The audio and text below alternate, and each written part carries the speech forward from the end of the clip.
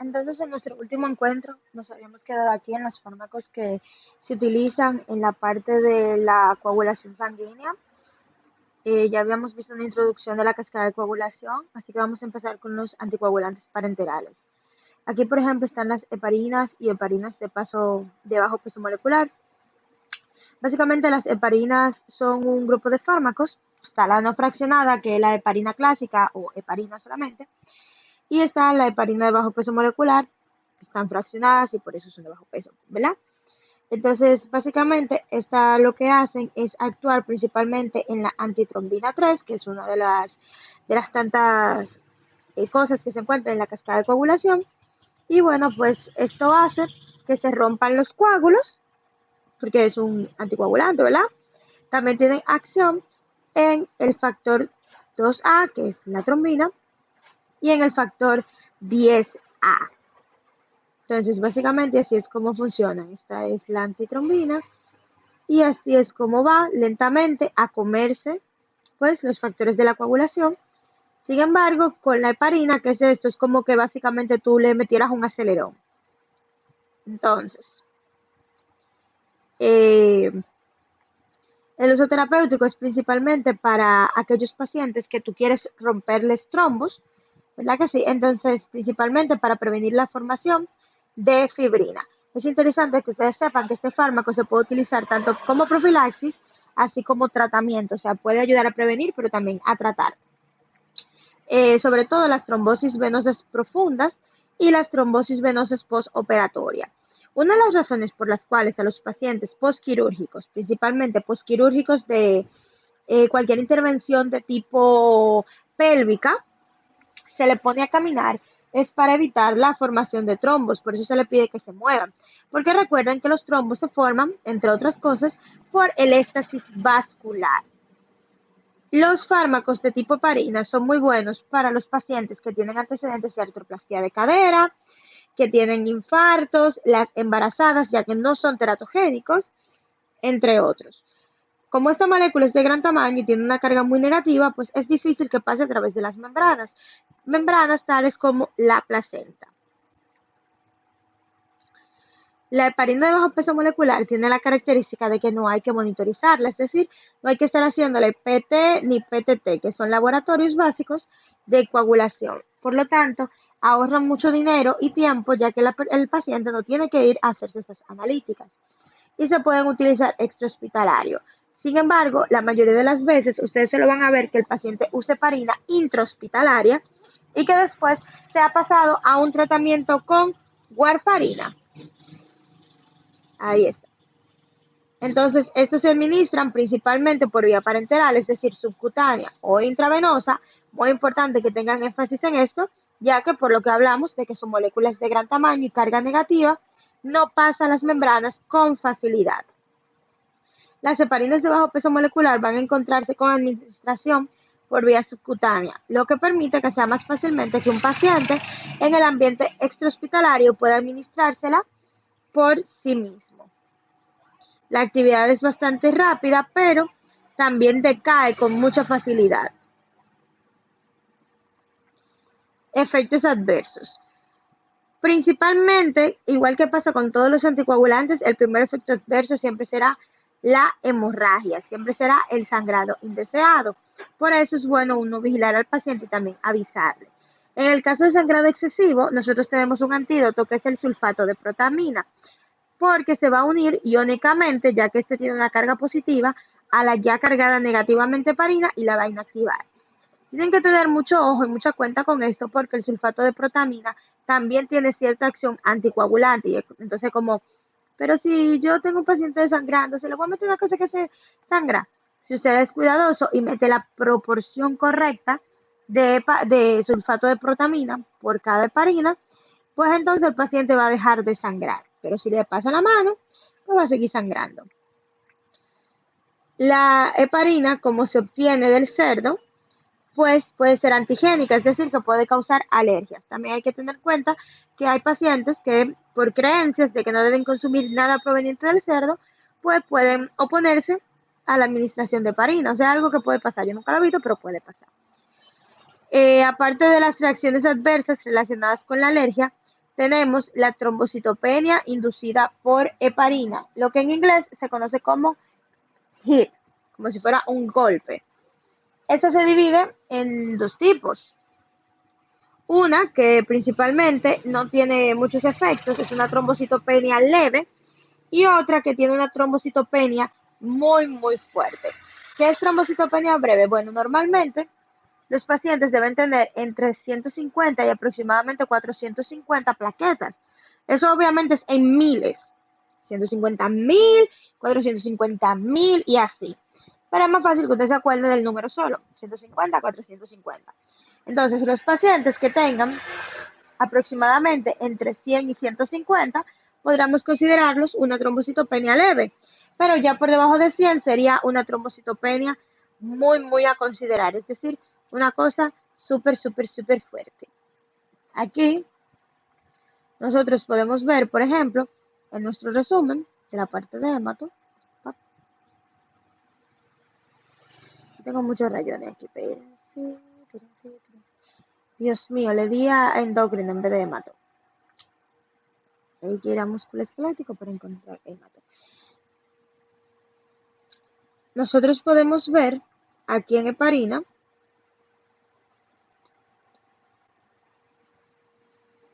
justamente eso que ellos te dicen, que hay dos tipos de HIT.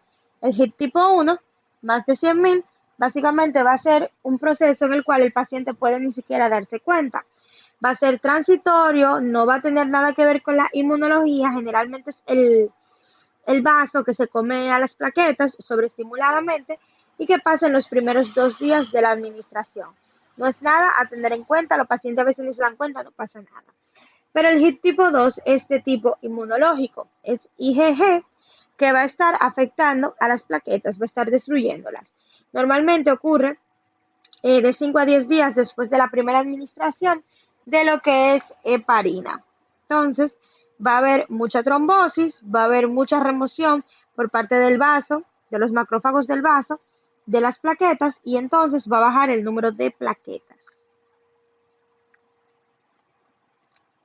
Entonces, cuando un paciente te haga un HIT, tú no lo puedes dejar a él sin tratamiento, porque lógicamente si tú le estás dando heparina es porque la necesita. Entonces, si como quiera el paciente te sigue teniendo efectos adversos, uno lo que hace es que le pone, ¿pero dónde está eso? Uno lo que hace es que le pone argabatram. El argabatram normalmente estaba aquí abajo, ahora no lo veo, míralo aquí. Argatrovam, dabigatran y esa gente normalmente se utilizan para el tratamiento de los pacientes que tengan HIT. Entonces, el argatrovam es un anticoagulante sintético que deriva de la L-arginina, que es un inhibidor directo de la trombina. Se utiliza para el profilaxis o tratamiento de tromboembolismo pulmonar. Casi todos los pacientes que ustedes van a ver aquí tienen riesgo de tromboembolismo y para eso se utilizan estos fármacos. Se puede utilizar para el HIT, como ya habíamos mencionado anteriormente, y sus efectos anticoagulantes son intermedios.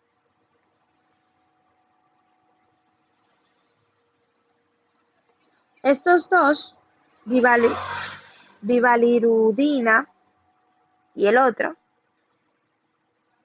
son fármacos que derivan de la saliva de la sanguijuela y que no son tan comunes de ver, pero ustedes tienen que saber que tienen esa derivación animal también. Las sanguijuelas cuando se pegan no solamente te chupan la sangre, sino que te van inyectando anticoagulante que está en su saliva para que la sangre no se coagule y ellas poder seguir alimentándose. Entonces, así funciona este fármaco. De esa saliva, pues sintetizaron estas dos cosas y son una alternativa para aquellos que necesiten heparina, pero no la quieran utilizar o no la puedan utilizar.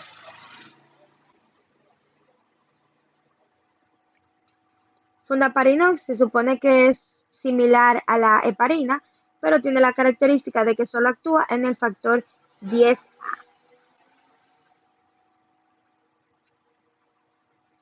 Antagonistas de la vitamina K. Ahí está la warfarina, que es el fármaco más importante, y lo que hace es afectar estos factores de la coagulación. Recuerden que estos factores necesitan la vitamina K para ser activados. Entonces tú inhibes la oxidación de la vitamina K y por lo tanto inhibes su activación. Usos terapéuticos. La mayoría de los pacientes, ustedes lo van a ver con warfarina para tratamiento de uso diario. Es un fármaco que se utiliza muchísimo en nuestro país. Cualquier paciente que necesite anticoagulación severa, o sea, que de verdad haga mucho trombo y que necesite estar anticoagulado todo el tiempo, va a utilizar warfarina. Se puede utilizar no solo en los pacientes que tienen riesgo de embolismo pulmonar o de trombosis venosa profunda, sino también en aquellos que tengan fibrilación auricular para evitar los trombos, pacientes que tengan válvulas cardíacas.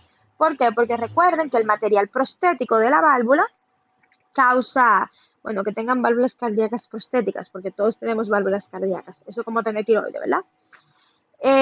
Les decía, los pacientes que tienen prótesis de válvulas cardíacas, estas prótesis causan coágulos. Entonces, es importante utilizar, pues, este fármaco.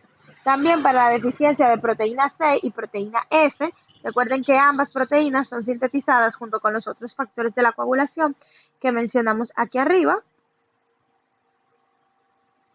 Y se pueden utilizar también para síndrome de antifosfolípidos. Es un tipo de patología reumática similar al lupus que generalmente se desarrolla en los pacientes que tienen lupus, donde los pacientes tienen la tendencia a hacer muchos coágulos y por eso se le da warfarina. Este se va a utilizar por vía oral, pero tiene la característica de que no funciona muy bien en los primeros días. O sea, tú se lo das al paciente, pero tú tienes que esperar a que se gasten los factores de la coagulación que ya están creados. Por eso tú no puedes iniciar la actividad anticoagulante con warfarina. A la mayoría de los pacientes tú le empiezas poniendo heparina y después de unos días heparinizando, entonces se empieza el tratamiento con warfarina para darle tiempo a la warfarina de empezar a actuar. Este fármaco tiene la farmacocinética más complicada porque tiene, yo les había dicho a ustedes en Farma 1, por lo menos lo que lo dieron conmigo, que tiene todas las interacciones del mundo. Se une a albúmina, ¿verdad?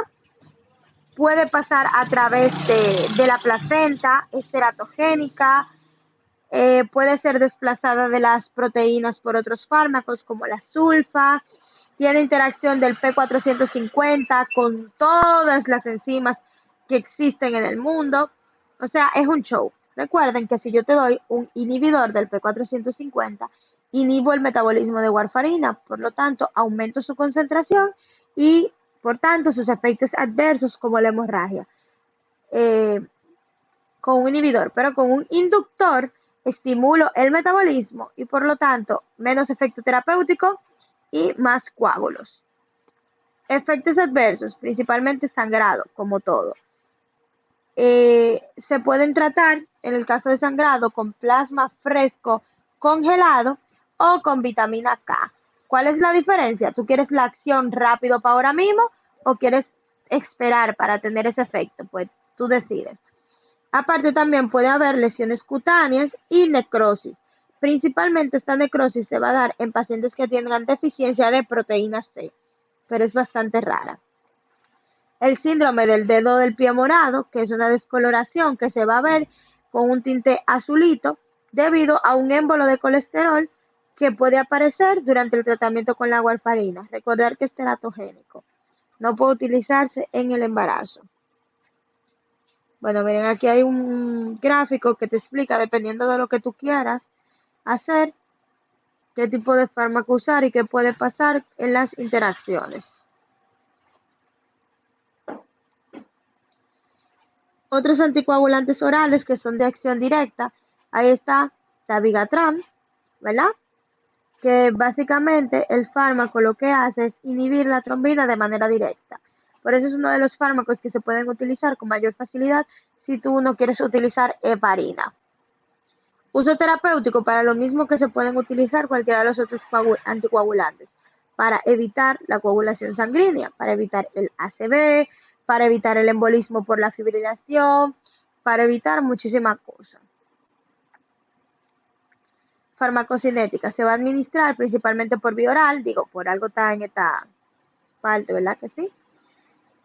Se va a administrar por vía oral y va a ser metabolizado por unas esterasas plasmáticas que se va a encontrar, es decir, enzimas que se encuentran en el plasma sanguíneo. Es un sustrato de la glicoproteína P y se va a eliminar por vía renal. Recuerden que si es sustrato de glicoproteína P significa que va a ser expulsado de las células y eso es importante porque puede reducir su efectividad si se utiliza con fármacos que estimulen a la proteína P. Efectos adversos, pues como todos los anticoagulantes, sangrado. Ese es el efecto adverso principal de todo lo que hay en este capítulo. Hay que tener cuidado si el paciente tiene afección renal o tiene más de 75 años, que es lo mismo que decir no tiene buena función renal, porque recuerden, el riñón se va deteriorando con el paso de los años, porque en ambas condiciones se disminuye la eliminación y por lo tanto mayor riesgo de sangrado.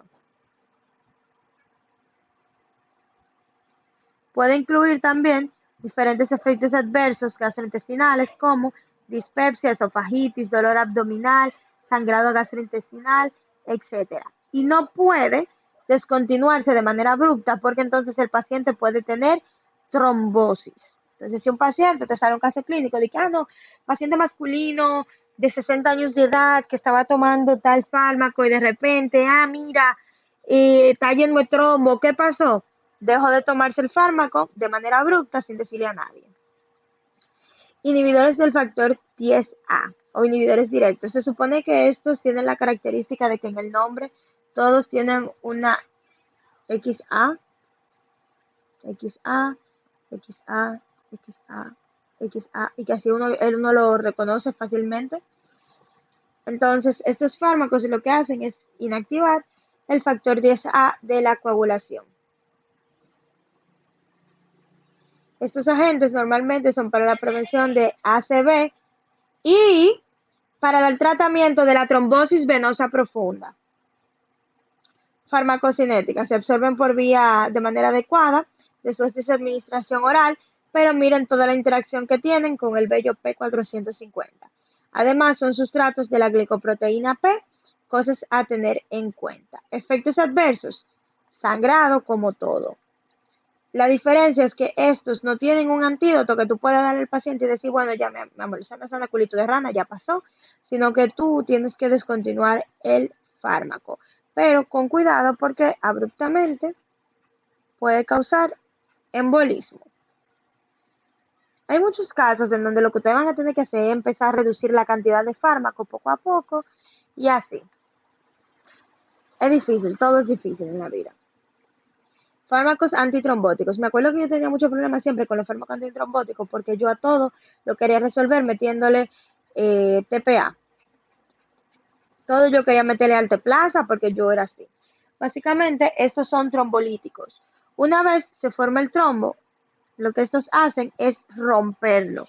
Pero tienen la característica de que algunos componentes, como la fibrina y la plasmina, me parece, se endurecen con el paso del tiempo, es como si fueran un cemento. Entonces tú tienes que romper el trombo antes de que esos componentes se endurezcan, o si no, no lo vas a poder romper. Se utilizan para el tratamiento de las trombosis venosas, pero que no tengan más de 3 o 4 horas de evolución.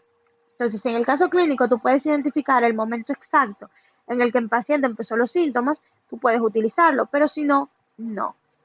El asunto está con estos fármacos de trombolíticos que tienen muchas contraindicaciones. O sea, básicamente tú no puedes haber tenido ninguna cirugía en los últimos 6 meses. Con ninguna cirugía me refiero a que ni siquiera sacarte un diente, mucho menos una cirugía mayor como una cesárea o lo que sea, porque pueden causar sangrado nuevamente. Ahí está alteplasa. Siempre quería meter alteplasa a todo, no sean como yo, eso no se puede. Entonces, fármacos usados para tratar el sangrado. Básicamente, este cuadro te dice los diferentes antídotos que tú puedes utilizar. Estos son los antídotos, estos son los causantes del sangrado y estos son los efectos adversos y las cosas que tienes que revisar. Por ejemplo, si tú a un paciente le estaba dando dabigatran y empezó a sangrar, tú le puedes dar hidacoruzumab, esa misma cosa, que es un anticuerpo monoclonal. ¿Qué puede pasar? Hipopotasemia y trombosis, y hay que tener ojo con el PTT, con el tiempo de coagulación y con el tiempo de trombina. Ahora, si tú le estabas dando heparina y está sangrando, sulfato de protamina. Si tú le estabas dando warfarina, puedes darle vitamina K o recuerden el plasma fresco congelado. Hay otros fármacos que se pueden utilizar, por ejemplo, para los fibrinolíticos se puede usar ácido aminocaproico, o sea, para alteplasa y galacteplasa, se puede utilizar ácido aminocaproico o se puede usar ácido tranexámico, que se supone que este último es más potente, pero el ácido aminocaproico es más fácil de recordar. Entonces, básicamente esto sería todo.